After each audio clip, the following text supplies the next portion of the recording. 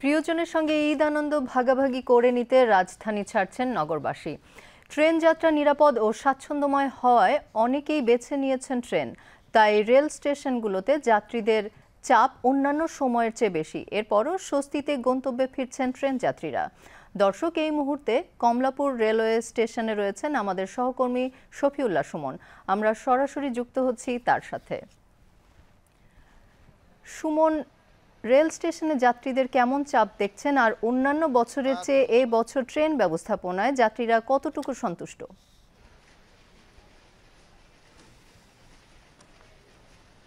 ধন্যবাদ বুশরা। যে বিষয়টি আসলে আপনি বলছিলেন যে প্রিয়জনের সঙ্গে ঈদের আনন্দ ভাগ করে নিতে মানুষ কিন্তু এখন প্রতিটি ট্রেন স্টেশন এবং বাস কাউন্টার সবখানে কিন্তু সকাল থেকে আমরা দেখেছি যে মানুষের উপচে পড়া ভিড়, এবং সকলেই চাচ্ছেন তাদের প্রিয়জনের সঙ্গে সুন্দর এবং সুশৃঙ্খলভাবে সুষ্ঠুভাবে ঈদ উদযাপন করতে।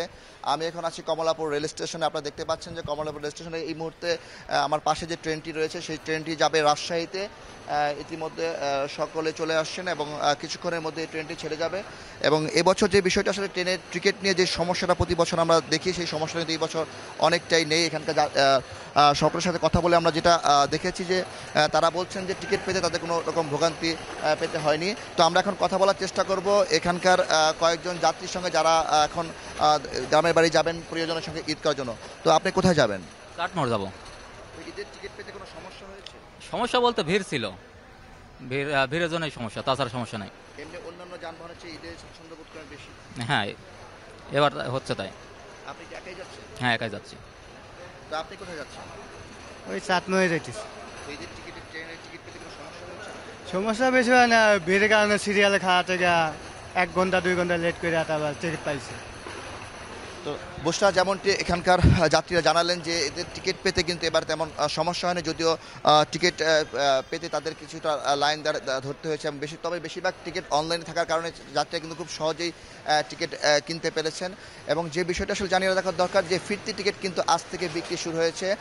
আজ 8 তারিখে যে টিকিট ফিরতি টিকিট ট্রেনের, সেটা উত্তর এবং পশ্চিমাঞ্চলের দুই ট্রেনের যে 43 ট্রেনের টিকিট কিন্তু আজ সকাল থেকে বিক্রি শুরু হয়েছে।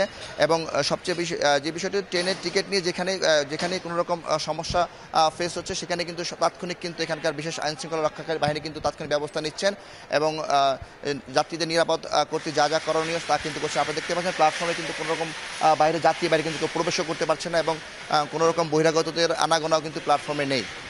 বুঝতে এই ছিল আমার কাছে কমলাপুর রেল স্টেশন থেকে সর্বশেষ।